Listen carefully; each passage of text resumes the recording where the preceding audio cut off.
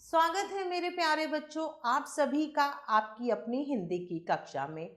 आज हम वाणी श्रृंखला द्वारा प्रकाशित पुस्तक मेरी हिंदी व्याकरण भाग 1 के पाठ 8 का अध्ययन करेंगे और हमारे पाठ का नाम है सर्वनाम।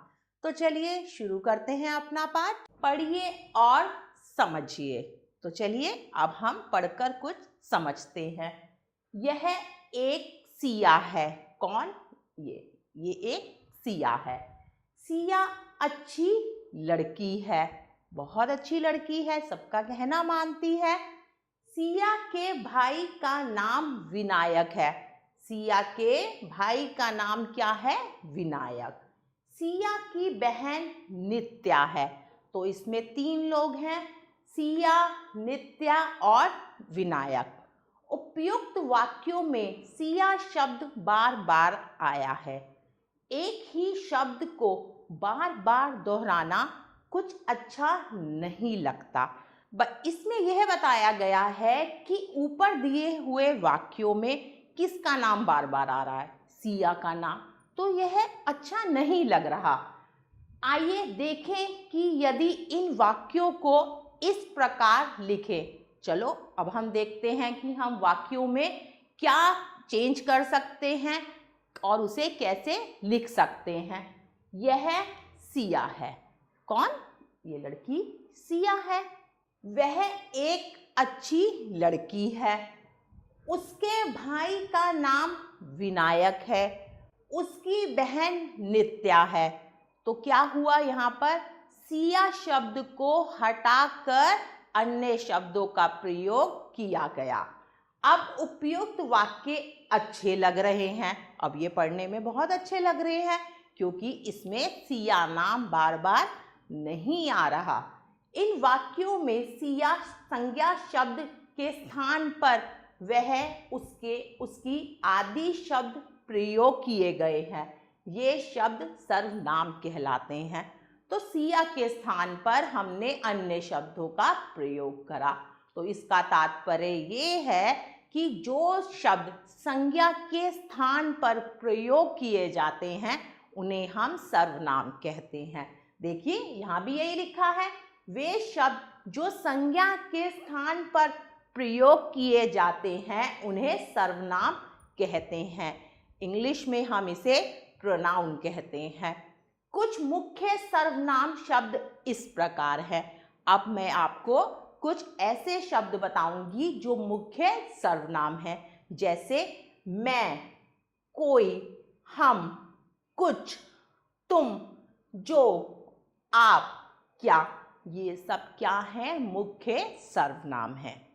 और भी कुछ मुख्य सर्वनाम है, जैसे वह, कौन, वे, स्वयं, यह, अपना, ये, इसे। ये सब मुख्य सर्वनाम हैं। पाठ के आधार पर चलिए अब हम कुछ अभ्यास करते हैं। प्रश्न 1, सर्वनाम शब्दों पर गोला बनाइए। यहाँ पर कुछ शब्द दिए हुए हैं बच्चों, आपको उनमें से सर्वनाम शब्द पहचानने हैं और उन पर गोला लगाना है। तो चलिए करते हैं। मैं, बताइए, मैं सर्वनाम शब्द है?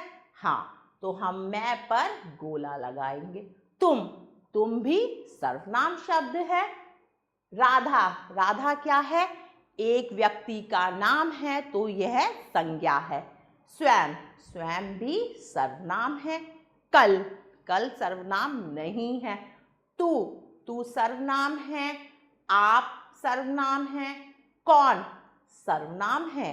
जो, कुछ, मेरठ, वह, हम, मेला, आज। इन शब्दों को आप अच्छे से देखेंगे और सर्वनाम शब्द पर गोला लगाएंगे। प्रश्न 2, नाम के स्थान पर लिखे गए शब्दों को रेखांकित कीजिए। यहाँ पर कुछ वाक्य दिए हुए हैं, आपको उनमें से यह पहचानना है कि संज्ञा के स्थान पर या किसी नाम के स्थान पर कौन सा शब्द सर्वनाम के रूप में प्रयोग किया गया है। प्रथम वाक्य है, उसके पास गुड़िया है। तो इसमें सर्वनाम शब्द है उसके, क्योंकि यहाँ पर किसी का नाम भी आ सकता था। जैसे राधा के पास गुड़िया है, उसे घर बुलाओ, सर्वनाम शब्द है उसे। यहाँ पर हम कह सकते थे रवि को घर बुलाओ, या किसी अन्य व्यक्ति का नाम ले सकते थे। ख, यह बहुत सुंदर घर है, तो इसमें सर्वनाम शब्द है यह।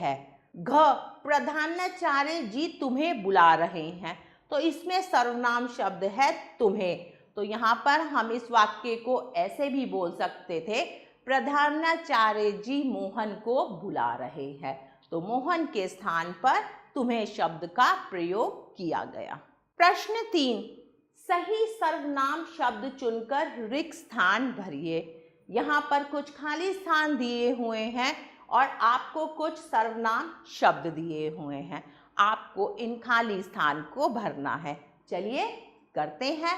क, फिर डैश कुछ मन में सोचा, तुझे, मैं, उसने, मुझे, मुझको, तो इसमें आएगा फिर उसने कुछ मन में सोचा, तो हम यहाँ लिखेंगे फिर उसने। ख, डैश चांद ही लेना है, तो इसमें तुझे, मैं, मुझे, उसको, तो यहाँ आएगा मुझे चांद ही लेना है, तो हम यहाँ लिखेंगे मुझे। डैश चांद कहाँ से लाऊं, तो इसमें क्या आएगा, तुझे, मैं, मुझको, तो इसमें आएगा मैं चांद कहाँ से लाऊं, तो यहाँ हम लिखेंगे मैं। घ, चांद डैश दे पाऊं।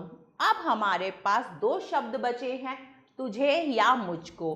अगर हम लिखेंगे चांद मुझको दे पाऊं, तो यह वाक्य कुछ सही नहीं है। हम यहाँ लिखते हैं चांद तुझे दे पाऊं, ये सही वाक्य है। चांद तुझे दे पाऊं।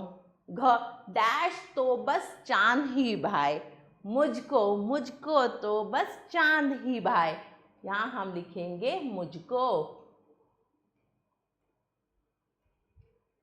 मुझको तो बस चांद ही भाई। तो बच्चों, इस पाठ के माध्यम से हमने सर्वनाम शब्दों के बारे में पढ़ा। आशा करती हूँ आपको यह पाठ बहुत अच्छा लगा होगा। हम पुनः फिर मिलेंगे एक नए पाठ के साथ। तब तक के लिए आभार।